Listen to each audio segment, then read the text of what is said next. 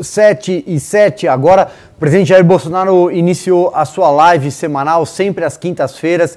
Ele faz uma live por volta das 19 horas e a gente transmite aqui em Os Pingos nos Is.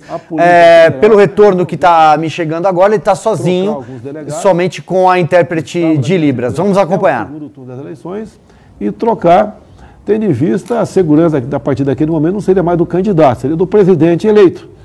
E muita coisa, né? Eu era tratado e passava a dispor do Estado como se fosse presidente eleito. E foi a Polícia Federal, o diretor-geral da época, o ministro da Justiça, juntamente com o presidente Michel Temer, que avalizaram essa troca. Então, botaram gente mais experiente, vamos assim dizer, ao meu lado. Qualificados, todos são na Polícia Federal. Botaram gente mais experiente. Um deles, o delegado Ramagem. Quem é o delegado Ramagem na sua vida toda aí? Ele foi integrante da coordenação da Operação Lava Jato no Rio de Janeiro. Então, um homem afeto a combate à corrupção. Um homem realmente que tem uma história, tem um currículo. Essa Operação Lava Jato que tanto orgulhou a todos nós, que botou um novo marco na política brasileira, né? Prendendo e fazendo operações em cima daqueles que fraudavam o erário. Ele foi também coordenador operacional da Polícia Federal para a Copa do Mundo e Olimpíadas. Então, dois eventos bastante importantes para nós, Copa do Mundo e Olimpíadas. E ele foi um coordenador operacional do que cabia à Polícia Federal fazer por ocasião desses dois eventos. Ele foi também superintendente da Polícia Federal do Ceará, ou seja, tem em seu currículo uma superintendência de um estado importante, que é o estado do Ceará. Ele foi diretor de gestão de pessoal substituto da Polícia Federal, já esteve na cúpula da Polícia Federal. Ele foi coordenador de bases de inteligência contra tráfico de drogas na região norte. Tá? Essa droga que tanto mal causa à família brasileira.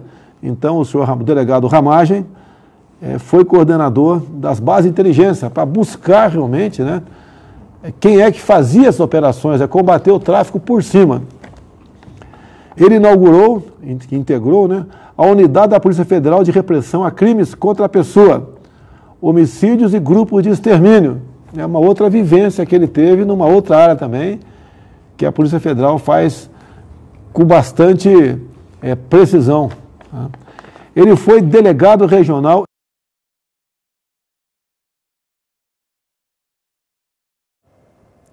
A gente tem um pequeno problema, né? Uma intercorrência aqui na transmissão da live do presidente Jair Bolsonaro. Ele fala sobre o currículo do Alexandre Ramagem, que ele nomeou para ser o novo diretor-geral da Polícia Federal, mas o ministro Alexandre de Moraes do Supremo Tribunal Federal barrou essa nomeação. Citou, entre outras coisas, como eu disse, transmitimos aqui a live, né, do presidente Jair Bolsonaro, tivemos uma pequena intercorrência e ele cita o currículo do Alexandre Ramagem, que coordenou também, teve um papel ali na coordenação da segurança da Copa do Mundo, da Olimpíada e também um papel na própria Operação Lava Jato. Também ele cita, né, como um homem de combate à corrupção. Temos de volta aqui, eu enxergo no meu retorno, então vamos acompanhar mais um trecho de volta com o presidente Jair Bolsonaro. Energia elétrica no restante do Brasil. Então o Ramagem passou pela superintendência de Roraima e eu estou aproveitando para falar da dificuldade nossa de levar o linhão, né, de Manaus até Boa Vista para fazer com que haja energia elétrica em Roraima. Agora, um outro fator, né, números aproximados. Nós temos lá em Roraima o Vale do Rio Cotingo, mais ou menos 12 quilômetros, com um desnível, uma cota de 600 metros. Você poderia fazer ali, né, instalar turbinas, tá certo? Fazer uma forma de represa, de modo que você poderia gerar energia elétrica, não só para o estado de Roraima, como até exportar para as Guianas, se fizer necessário isso, e para uma área muito grande a partir do Vale do Rio Cotingo. Qual a dificuldade para você fazer isso? Reserva indígena. Tá? Ali temos duas enormes reservas indígenas, a reserva Yanomami, em Paz, também pega a Raposa Serra do Sol, nesse estado, entra também no estado do Amazonas, E são as reservas indígenas enormes demarcadas no passado, que, se eu não me engano, o artigo 174, se eu não me engano, 174 da Constituição fala disso e diz que isso pode ser explorado. Tá? E falta, então, uma regulamentação por parte do Parlamento. O Almirante Bento, que é o ministro das Minas e Energia, há alguns meses enviou um projeto para o Congresso para regulamentar esse artigo da Constituição, onde poderia, então, caso o Congresso aprove e concorde, eu creio que a bancada de Roraima toda seria, os 11 parlamentares, né, seriam favoráveis a isso, e nós temos que regulamentar um dispositivo constitucional. O índio seria beneficiado, no projeto está escrito que teria que ter a aquiescência do índio, dos indígenas para fazer isso aí, e seriam, né, muito beneficiados com o royalties, caso esse tipo de atividade econômica pudesse ser instalada ali na região do Vale do Rio Cotingo. Também o senhor Ramagem é professor da Academia Nacional de Polícia. Então, uma coisa honrosa para qualquer um. A mesma coisa se eu fosse instrutor lá da Academia Militar das Agulhas Negras. O meu ajudante de ordem está aqui na frente, aqui, o Cid, tá? Foi instrutor da Academia Militar das Agulhas Negras. É algo honroso. Até eu cumprimento o Cid hoje, toda a sua turma, né? Não é toda a turma dele, mas uma grande parte da turma, que ele hoje foi promovido a tenente-coronel do nosso Exército Brasileiro. Então, parabéns ao Cid, está do meu lado aqui. Parabéns pela sua vida pregressa de profissional, parabéns à sua família, e conheço muito bem o seu pai, que é colega de turma meu por coincidência. E se estiver assistindo nos Estados Unidos, um abraço aí, Cid, seja feliz. Também o Ramagem foi coordenador da segurança do presidente da República eleito, tá? Conta em seu currículo isso aí.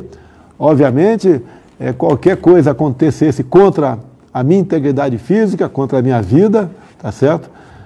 A missão do Ramagem e sua equipe, que ninguém faz nada sozinho, é evitar isso aí.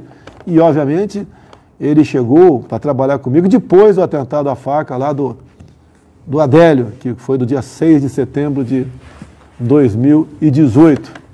Então, o Ramagem exerceu com muita presteza essa missão, e ali nasceu uma amizade, até porque, assim como você tem com aquela pessoa que trabalha na tua casa, na tua empresa, no teu escritório, tá? Ele passou a ser uma pessoa que tomava café de manhã comigo, comia lá pão com leite condensado também, o café que eu fazia, tá certo? E depois ele, se eu não me engano, ele foi acho no casamento do filho meu, tá certo? Tá certo? E o Ramagem também é uma pessoa muito querida pelos agentes e delegados da Polícia Federal, e tenho certeza que os agentes e delegados se colocam no lugar do Ramagem, que teve ali, no último momento, por uma liminar monocrática, negada a sua posse. E o Ramagem é, atualmente, o diretor da Agência Brasileira de Inteligência. Então, o meu desabafo de manhã foi nesse sentido, se colocar ao lado de uma pessoa, tá certo, que não teve a chance de ver seu sonho concretizado. Nós não podemos, eu faço um apelo ao ministro do Supremo Tribunal Federal, aos demais ministros, não é por mim, é pela vida pregressa desse homem, pelo seu passado, por tudo aquilo que já fez pela pátria, no combate à corrupção, no combate à criminalidade, e que reveja essa situação para que ele possa assumir. E a relação de amizade que ele tem comigo é porque ele foi designado como uma pessoa melhor preparada naquele momento, mais experiente naquele momento, para participar da segurança do presidente da República. Assim como eu tenho 4 ajudantes de ordem que trabalham comigo aqui, eu tenho certeza que é uma oportunidade ímpar que eles têm, né, ao trabalhar comigo, estão no centro do poder. E digo mais, né, os 4 ajudantes de ordem meus são 2 majores agora, né, 3 majores, eu sei que na Marinha não é major, é um corveta, né? E também agora o tenente-coronel Cid, eles são, é uma experiência que acredito que grande parte dos majores das Forças Armadas gostariam de integrar, porque conhecem o poder por dentro, é uma experiência que eles vão levar para a vida toda, vida toda, tá? E essa experiência que eles estão tendo, que não sirva lá na frente, no futuro, para talvez não assumir uma outra função, tendo em vista ter participado de um governo como ajudante de ordem. É a mesma coisa do Ramagem. O crime dele no momento, o errado, que seria errado entre aspas, dele no momento, é por ter participado da minha segurança. É a proximidade para comigo.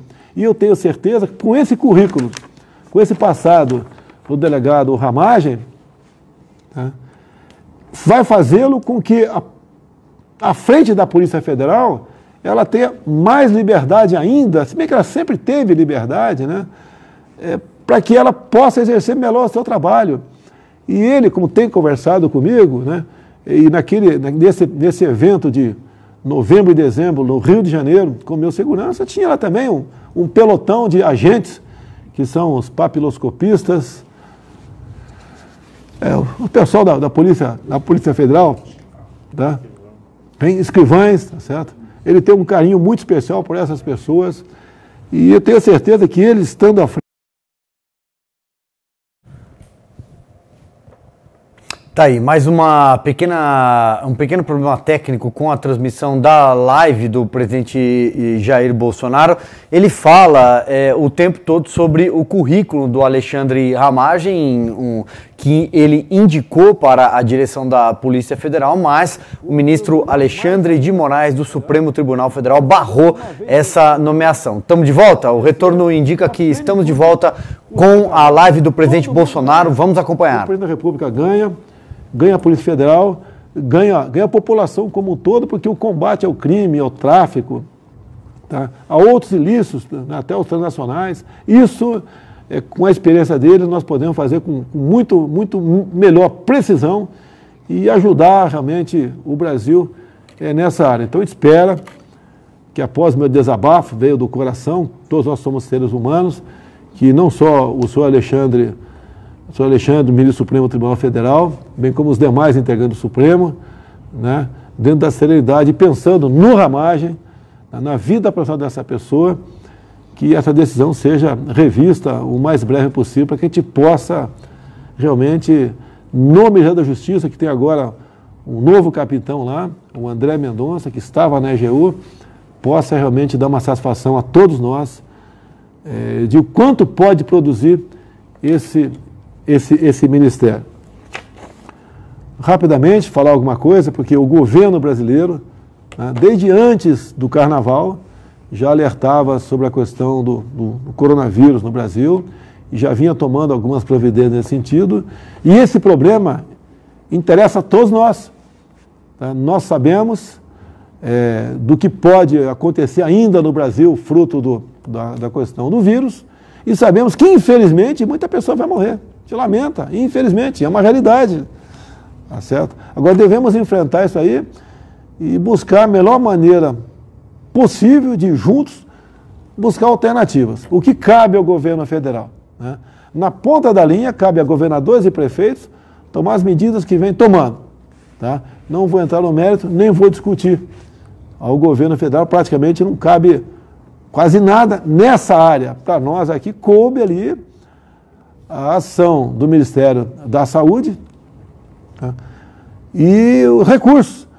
Nós aqui já estamos na casa chegando na casa de 700 bilhões de reais do governo federal, depois da decretação do estado de calamidade, que foi acolhido pela Câmara e pelo Senado Nacional, onde você passou a poder gastar, então, não se preocupando com o teto, né? Aprovado numa emenda constitucional de 3 anos atrás, aproximadamente. Então, nós atendemos, né? Em primeiro lugar, como falei agora há pouco, 44 milhões de pessoas já receberam a primeira parcela daquele auxílio emergencial de R$600. São 3 parcelas. Então, só fazer as contas, na ordem de 25 bilhões de reais cada parcela. Nós sabemos que vai chegar próximo a 80 bilhões de reais, a despesa com isso aí. Estive aqui há 2 semanas no Hospital de Campanha de Águas Lindas, acabou de ser concluído. Estive lá com o governador Ronaldo Caiado, com o prefeito local também, foi inaugurado. Então está em condições de atender possíveis infectados que tenham sintomas, que a grande maioria da população, acredito que 80% da população vai contrair e vai ser assintomático, nem sabe que contraiu. Tá? Agora, os 15%, 20% restante, uma parte pequena desses, né, tendo em vista comorbidades, ou seja, doenças, e tendo em vista a idade, poderão ter problemas que, inclusive, desaguem aí no óbito, lamentavelmente. Então, o hospital de campanha está em condições já de Água-Lindas, aqui em Goiás, de atender aqui os possíveis infectados. As nossas ações também, tá, de socorro a micro e pequenas empresas, nós preservamos na ordem de 4 milhões de empregos, foram preservados. Tá? E aqui eu vi uma matéria do jornal Globo de hoje, né? Quem diria eu citar o Globo aqui, né? A Miriam Leitão, preocupada com o desemprego. Até que enfim, a senhora Miriam Leitão preocupada com o emprego, né? Isso aí, a preocupação era minha lá de trás, mas só tinha oposição e crítica por parte dela. Okay? No caso do Nordeste, no primeiro encontro com vereadores que tivemos, para uma rúbrica específica tratando da saúde, eles nos pediram 4 bilhões, o Paulo Guedes bancou 8 bilhões para o Nordeste. Então o Nordeste, sim, está mais do que nossa preocupação. Nós sabemos que é a região mais pobre do Brasil, né? Uma das mais pobres do Brasil, e necessitam desse apoio extra aí do governo federal. Então, em vez de 4, como pedido pelos governadores, foram 8 bilhões de reais. Já falei aqui, são estados e municípios que decidem a questão de isolamento. Já estamos chegando na casa de 700 bilhões de reais em ações para enfrentar o Covid-19. 700 bilhões, podendo chegar, tem novas medidas no parlamento ainda, podendo chegar na casa de 1 trilhão de reais. Ou seja, uma quantia fantástica, enorme, mas como a vida está em primeiro lugar, o governo federal, por intermédio da sua equipe econômica, liberou e vem liberando esse recurso. Mas, repito, também por parte da equipe econômica e da minha especial, que eu tenho que ter uma visão englobando todos os ministérios, desde o primeiro momento nós nos preocupamos com o desemprego. Bem, e o desemprego está aí, chegando forte, batendo forte a porta aí do trabalhador brasileiro, e as medidas emergenciais, né, as medidas tomadas por muitos governadores e prefeitos, do isolamento total, tá, ok? Que foram tomadas, tá certo? Tem as consequências. Hoje, do aeroporto em Porto Alegre até o Comando Militar do Sul, eu vi 90% do comércio fechado. Estava aberto ali a padaria, açougue, né? Umas coisas aí mais do que essenciais. O resto tudo fechado, numa plena quinta-feira, um dia normal. Tá? O governador falou que está com plano agora, o Eduardo Leite, com plano de começar a abrir a partir de segunda-feira, um plano bastante estudado. Espero que dê certo, espero que o Rio Grande do Sul volte à normalidade o mais rapidamente possível. Até porque, repetindo, 70% da população vai ser infectada. Tá? E pelo que parece, pelo que estamos vendo agora, todo o empenho para achatar a curva praticamente foi inútil. Agora, consequência disso, efeito colateral disso, desemprego. O povo quer voltar a trabalhar. Todo mundo sabe que quanto mais jovem, menos problema tem de ter uma consequência danosa em sendo infectado pelo vírus, né? Pessoa abaixo de 40 anos de idade, dos infectados com problemas, com outra comorbidade, em torno de 0,2% apenas que o fim é trágico. Vamos continuar aí. Eu acho que acabou aqui. Bem, encerrando a live, nossa solidariedade aos familiares que perderam seus entes queridos. Tá? São seres humanos, não interessa se tinham comorbidade ou se tinham uma idade. Eu tenho a minha mãe, está viva, com 93 anos de idade. Eu peço vê-la com vida por muito tempo ainda e ficaria, obviamente, bastante abatido, como todos que perderam seus entes queridos, assim fizeram, né? Assim aconteceu por ocasião do passamento desses seus entes vitimados pelo coronavírus, ok? Amanhã é dia do trabalho, olha que ironia, né? Amanhã é dia do trabalho e estamos proibidos de trabalhar, em grande parte proibidos de trabalhar. Mas mesmo assim eu cumprimento todos os trabalhadores, em especial o pessoal da área de saúde, né? Que estão na linha de frente combatendo o coronavírus, né? muitos foram infectados, alguns perderam suas vidas, mas são os nossos soldados de branco que hoje estão nessa linha de frente, né, de combate ao coronavírus. Então, a todos os homens e mulheres de saúde, médicos, enfermeiros, técnicos e demais profissionais, o nosso cumprimento, o nosso reconhecimento e a nossa continência por esse seu trabalho corajoso que nos conforta a todos no momento difícil que a nação atravessa. Boa noite a todos, até quinta-feira que vem, se Deus quiser. Muito bem, 19 horas e 27 minutos, o presidente Jair Bolsonaro conclui, portanto, a sua live semanal.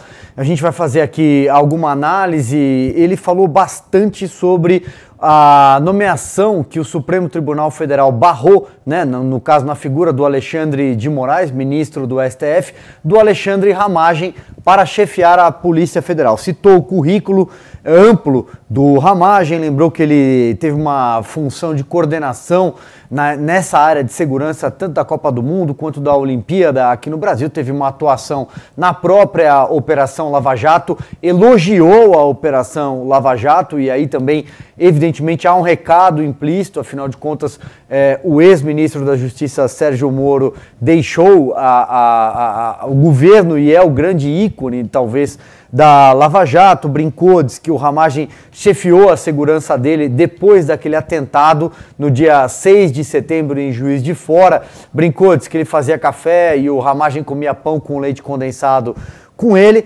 e, por fim, falou sobre os números do coronavírus, lamentando, evidentemente, as mortes num tom mais moderado, o presidente aparentemente ali num tom mais moderado, talvez seja essa a análise, o Augusto e o Zé vão comentar em relação às suas falas anteriores e disse e trouxe alguns números, esses sim, muito surpreendentes, né? Diz que o governo já desembolsou 700 bilhões de reais, podendo chegar a 1 trilhão de reais no combate ao coronavírus. E, evidentemente, fez ali, ainda que com um pouco mais de cuidado do que nas vezes anteriores, uma crítica ao isolamento social da forma como está acontecendo. Citou o Rio Grande do Sul, que inicia aqui uma abertura gradual, é o que se espera nas próximas semanas, e também o lockdown, que algumas cidades devem adotar. Citamos aqui agora há pouco a cidade de São Paulo, que deve endurecer as medidas depois do dia 10 de maio. Muita gente imaginava que o cenário seria justamente o contrário. E também, nesse meio tempo, eu só quero citar aqui, no caso no Maranhão, que acabou de sair uma notícia agora, a Justiça do Maranhão decretou o lockdown. Lockdown é bloqueio total, impede inclusive que carros entrem e saiam da cidade. Com exceção de ambulância e caminhão de carga, ninguém entra e ninguém sai da cidade, as pessoas não podem, há restrição de circulação nas ruas, nos espaços públicos, foi no comércio, alguma coisa parecida com o que aconteceu na Itália. Então, isso é muito grave, foi um juiz no Maranhão, e isso abrange, além da capital São Luís, outros 3 municípios. Para eu não me estender muito aqui, vou chamar o Augusto Nunes e a gente vai bater uma bola. Bom, quanto à live do presidente Bolsonaro, ele adotou o tom, que foi justamente o tom que no começo do programa nós recomendamos. Né? Nós dissemos que ele deveria ter utilizado na declaração feita hoje de manhã. Esse é o tom.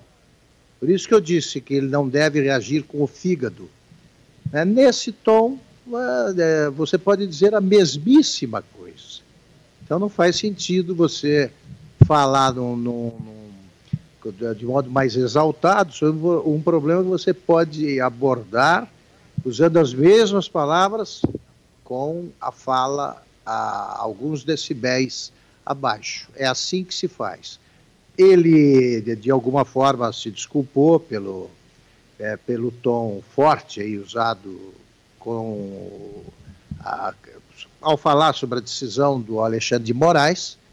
Ele falou de respeito ao Supremo, essas coisas, mas manteve o que disse sobre essa questão da amizade criada entre ele e o Ramagem. Eles ficaram juntos durante a campanha eleitoral, eles conviveram muito tempo, e isso acontece, você fica íntimo de alguém, e isso, em princípio, não descredencia ninguém para ocupar qualquer cargo aqui na República Brasileira. Agora, vejam bem, né? A gente, quando faz uma crítica, uma observação que pareça crítica ao presidente, a gente está tentando, a gente sempre ressalva que queremos que o governo dê certo. Vejam o tamanho da confusão, né, que eu notei agora, porque o Silvio mencionou a Operação Lava Jato. Com o episódio da saída do Moro, o presidente Bolsonaro se viu obrigado depois a mostrar que ele é a favor da Lava Jato, que ele não vai fazer o que temem que faça com a Polícia Federal, tem que lidar com uma decisão absurda, repito, mas de qualquer forma produz efeitos. Da decisão monocrática do ministro Alexandre de Moraes, tudo isso poderia ser evitado se as coisas continuassem como estavam. Claro que eu não sei o que se passa exatamente nos intestinos do governo, mas vista a distância de onde nós nos encontramos, era uma crise perfeitamente evitável. Acho que, entrando na questão do isolamento, eu acho que as autoridades paulistas agora, nós vamos ter que conversar com os cientistas, eles se referem sempre à ciência, né? Os cientistas, os especialistas, porque está claro que ninguém sabe exatamente como lidar com o coronavírus. Essa história de São Paulo vai na contramão do resto do Brasil. O resto do Brasil planeja a retomada das atividades. Agora aqui é a quarentena perpétua. O que aconteceu? Quando virá o tal pico? Eles falam, não, é agora em abril, é agora em maio, é agora ainda quando? O que é que vai acontecer? Para quando está previsto o começo da curva descendente?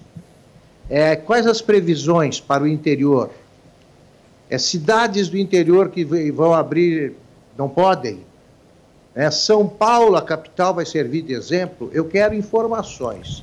E acho até, vamos falar para o Cleiton Ubi, vamos comentar uma sequência de entrevistas com as nossas autoridades sanitárias, para ver qual é o horizonte, quando é que nós vamos desenhar algum horizonte para os paulistanos fartos de medidas que não se mostram efetivas, não produzem efeitos positivos. O próprio prefeito está reconhecendo isso, está piorando. E qual é a alternativa? Vamos esperar a descoberta de alguma cura, a chegada da vacina? O que nós temos de esperar? O que não dá é para a gente entrar dessas prorrogações recorrentes e inexplicáveis. O Edson Aparecido não é nenhuma autoridade em saúde. Bruno Covas também não. Quero saber em que eles se basearam para antecipar, né, uma medida que vai, repito, da contramão do que estão sendo tomados em outros estados. O Rio Grande do Sul já vai cuidando da volta à vida normal, e Mato Grosso do Sul, que nenhuma autoridade menciona, porque também não gosta, acho que, de boa notícia. Mato Grosso do Sul é um caso raro. Pouquíssimas mortes, toda morte é uma tragédia, mas pouquíssimas mortes, pouquíssimos casos de infectados, sobra de leitos de UTI e já em andamento a volta à vida normal. Aquilo lá é que se vê uma política bem-sucedida, não aqui. Eu estou absolutamente de acordo, Augusto. Só fazer aqui um adendo ao teu comentário, complementando com algumas informações, porque quando a gente fala aqui do estado de São Paulo, pelo que eu tenho lido aqui, o que eu estou acompanhando, enquanto você falava, eu fui buscar até mais informações sobre essa nota de corte, não sei qual o nome chamar. Aparentemente, os municípios que devem ter uma flexibilização, um relaxamento, são municípios com 30 mil habitantes, né? Nós estamos falando de um estado que é o maior, São Paulo é um país, nós estamos falando de um estado com 40 milhões de habitantes. Capital 45, paulista... 45 quase. Pois é. Então, a partir do momento que você exclui as macro-regiões, Augusto, quando você tira... Vamos expandir, vamos sair aqui da capital paulista. Quando você fala de Ribeirão Preto, Campinas, Sorocaba, Presidente Prudente, Guarulhos, região do ABC Paulista, São José do Rio Preto, quando você quebra essas macro-regiões, você praticamente quebrou o poder econômico do Estado. Então, exatamente, não adianta flexibilizar para municípios com 30 mil habitantes. Desculpa, não adianta, né? Então, não vai adiantar. Senhor Edson Aparecido, atenção, hein? Mas vamos lá. O Edson Aparecido responde pelo município, né? Quem responde pelo Estado de São Paulo é o governador João Dória. São 19 horas e 37 minutos. Vamos lá, José Maria Trindade, a gente está falando demais aqui. Tô querendo te ouvir. Pois é. Ô Silvio, é incrível isso que o Augusto cientificou, né? A história de como é diferente a comunicação. O presidente faz muito bem esse tipo de comunicação, ele lida diretamente com o público, né? Essa comunicação através das lives. E olha como é diferente. Na porta do Palácio do Alvorado, nas coletivas corridas, às vezes um repórter faz uma pergunta, ele entende como agressão e revida de uma maneira muito forte. Eu me lembro que quando trabalhava em Minas Gerais, o deputado Bias Forte se irritou com as publicações da época e chegou no comitê de imprensa e disse: eu não vou dar mais entrevistas, porque vocês fazem perguntas idiotas, eu dou respostas ridículas, vocês cortam as perguntas idiotas e só publicam as respostas ridículas. Então é mais ou menos assim. O que saiu em toda a imprensa? Que o presidente falou: dane-se, né? E daí? Não foi isso. Logo em seguida foi o que lamenta, que é que ele não pode fazer, e não pode fazer nada. Por que ele não pode fazer nada? Porque o Supremo Tribunal Federal o impediu. O Supremo Tribunal Federal decidiu que os estados e municípios é que podem gerir isso. E agora ele vem, num outro tom, dizer o seguinte: olha que injustiça vocês estão cometendo e fazendo com o doutor Alexandre Ramagem. O doutor Alexandre Ramagem tem esse currículo.